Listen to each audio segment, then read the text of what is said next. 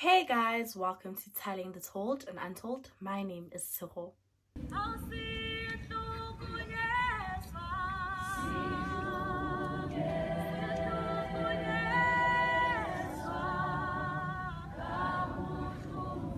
So for today's case, we're going to a small town outside of Johannesburg, Gauteng, called Guatem. On the 28th of April 2008, Eudy Simelane left her house just to run a couple of errands. But before she left, she heard the TV in her daughter's room, and she just took this as a sign as her daughter having returned from her night out. Both her husband and her son were not home. As she was walking down the street, she got a phone call from her neighbor, and her neighbor was asking her for advice. Her neighbor told her that her son had been in trouble and was at the police station and asked if Eudy could accompany her. And Eudy did not like police stations at all. She tried to avoid them at all costs, but her being a good neighbor and a good friend decided to accompany her. This was not true. A couple of minutes after Eudy had left her house, police officers arrived, and when they couldn't find her, they asked Eudy's neighbor if she could get in contact with her and bring her down to the police station. As soon as they got to GBV police station, the chief of police went up to Eudy and thanked her for coming in. And she was just a bit confused. She didn't understand what was going on because as far as she knew, she had accompanied her neighbor. The chief of police then told her that he had some bad news for her, and she was just trying to figure out what was going on because her daughter was home and she knew where both her son and husband were. Bayana Simelane, Eudy's oldest and only son, was at his grandmother's house. He had the day off and just went there for a change of environment and just to get away. When he was there, a woman came up to him and told him that there were rumors going around and that his daughter had passed on. And Bafana was just very confused and he got upset and told her not to joke like that, and he was just with his sister the day before. 10 to 15 minutes later, he received a call from his parents' neighbor and she told him to come home immediately. He asked if there was a problem and she just said no. So he left and got into a taxi. On his way home, he passed the field that was in the center of Guatem and noticed that it was full of people and cars, but he just thought nothing of it. As soon as he got home, he was met with a neighbor who told him to go to the police station to meet his mother there. He asked her to tell him what was going on, and she told him that he'd find out soon enough. He just needs to get to the police station and find his mother. After this, he climbed on another taxi and again he passed the field that was in the middle of Guatem and noticed that the numbers were increasing and thought to himself that it must be something serious. As soon as he got to the police station, he was met with his mother, who told him that she had some bad news for him and told him that his sister had been murdered. Eudy Simelane was born on the 11th of March 1977 and she had recently turned 31. She worked with people infected with HIV and was a soccer coach, a referee, and above all, a soccer player. She had received national recognition for her talent on the field.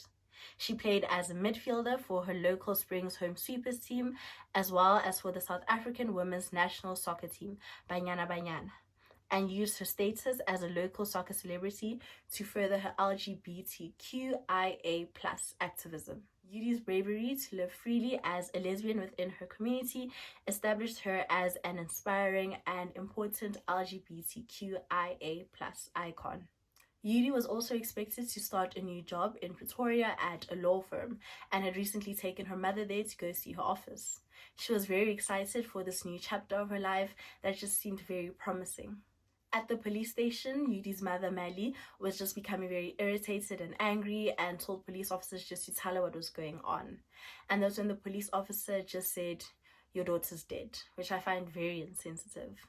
And after that, he said, "Her name's Judy, right?" And she said, "No, her name is Eudy with an E, not a J." And he said, "Oh, that's right, Eudy Simelane, who used to play for Bayana Bayana." And Eudy was just very confused and distraught and asked him to take her to her daughter. So she got into the police car and they drove to the field. The field was known as a dumping site for gang members. When Eudy arrived, there was blood everywhere. Eudy's brother Bafana later said that there was so much blood that he didn't want to leave it at the scene, so he just decided to drink it. And people kept telling him, "No, don't do that." And he just told them, "This is my sister and I'm not leaving her blood here."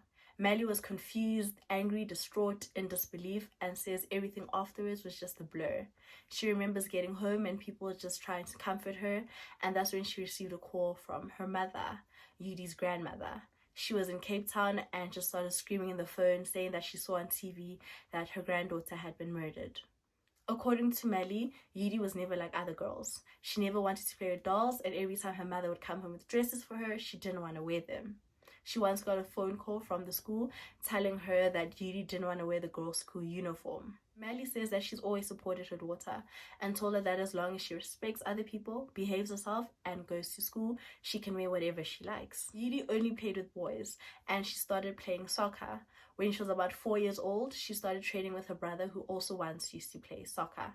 Melly says Eudy always knew who she was. When she was 12 years old, she went up to her mother and said, "Mom, I'm a lesbian. Do you still love me?" And of course, Melly replied that, "Yes, I do love you. Of course I love you," because she always loved and supported her daughter. Exactly what happened that night is still unclear. At trial, different people told different stories. But what is known is that night, Eudy went out with a couple of friends and they went to a tavern. They left at about 1:30 in the morning. Eudy was dressed as she usually was, in jeans, a long leather coat, and some boots. As they were walking across the field, they were met with a group of aggressive men. It's not known when, but Eudy's friends then disappeared, and at the end of the ordeal, Eudy was left lying face down in a drainage in the small ditch in the middle of the field. She was also robbed of her cell phone, her shoes, as well as some money. Some sources say she didn't have money, other sources say she did have money, but what is clear is that she was robbed of her belongings. Before leaving, the murderer or murderers stabbed her 9 times. 3 of these cuts were on her upper inner thigh. So basically, the field that Eudy was found on is surrounded by houses, but because it is known as a dumping site for gang members, people usually hear screams at night and they don't want to get involved. So on the night in question, they did hear screams, but they did nothing about it. The next morning, when the sun rose, they went to the field, and that's where they found Eudy's half-naked body. Eudy's coat and other items of clothing were missing, but they were later found along with other men that were charged with her murder. They were found within 24 hours. I don't know whether they received a tip or someone came forward, but they were arrested within a short period of time. 4 young men were charged with raping and murdering Eudy. At first, they claimed that it was just a robbery, that they just stand and wait for someone to pass by them and then they try and rob them, and that they didn't know that Eudy was anyone special. Eudy's childhood friend, Balisi, disagrees. She says that everyone in the community knew who Eudy was, whether it was because she was part of Bayana Bayana at some point or because she was an open lesbian. When Eudy's father got home and told the news about what had happened to his daughter, he threatened to kill himself. He told them to get him a rope and that he wanted to be buried with his daughter. Eudy Simelane was laid to rest on the 4th of May 2008. The funeral service was held at the community hall in Guatemala and had over 1,000 mourners. People from all over South Africa came to pay their respects. Eudy's murder made national news and became a symbol for the violence which affects lesbians in South Africa. 2 trials took place. The first one was on the 11th of February 2009. The 4 accused claimed that they did not know who Eudy was and that it was not a hate crime. Eudy's sexual orientation was never established as a motive at the trial. The judge wasn't comfortable with the term lesbian and asked the prosecutor if there was no other word that they could use. Tato Mpiti, who was 23 years old at the time, pleaded guilty to murder and incriminated the 3 other defendants. Tato said that he did not know Eudy, and robbery, not her identity as a lesbian, was the motive. One of the 3 other men, Johannes Mtlangu, decided to rape Eudy because she had no money on her. As the sexual assault went on, Eudy recognized one of the other men, Themba Mvubu, and because of this, they decided that she had to be killed because she would be able to identify them later on. Tato promised to testify against the other 3 men, but when the second trial began almost 6 months later in July, he said that he could not lie anymore and that he was a born-again Christian and that the other 3 men had no involvement in the case. So without Tato's incriminating testimony, the judge had to acquit the other 2 defendants. Kumbulani Magugula and Johannes Mtlangu were acquitted in September. Themba Mvubu, who was 24 years old at the time, was the only man the judge found guilty. Themba couldn't explain why Eudy's blood was found on his trousers. He was sentenced to life in prison, and as he was walking out of the court, he was approached by a reporter. He was smiling, and all he said was, "Eish, I'm not sorry at all." Thato Mpiti and Themba Mvubu were the first men in South Africa to be convicted of corrective rape, which is basically trying to correct someone's sexual orientation. Eudy's mother later said that she had lost everything and that Eudy had a heart of gold. She says that she couldn't sleep at night and that sometimes during the day she would forget that her daughter had passed on. She'd imagine that she was at a tournament abroad or maybe just on a soccer field somewhere, and hoped that one day she would see her daughter again. But then she would remember that her daughter had passed on and she would just cry.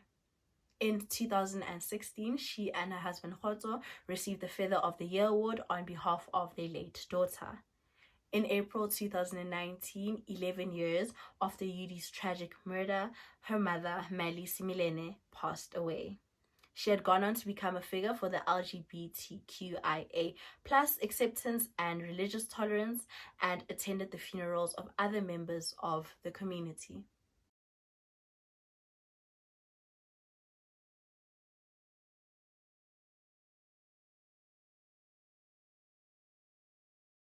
And that is it for today's case. There's a short video I watched where Eudy's family just speak about her. So if you guys are interested in watching that, I'll just link it down below.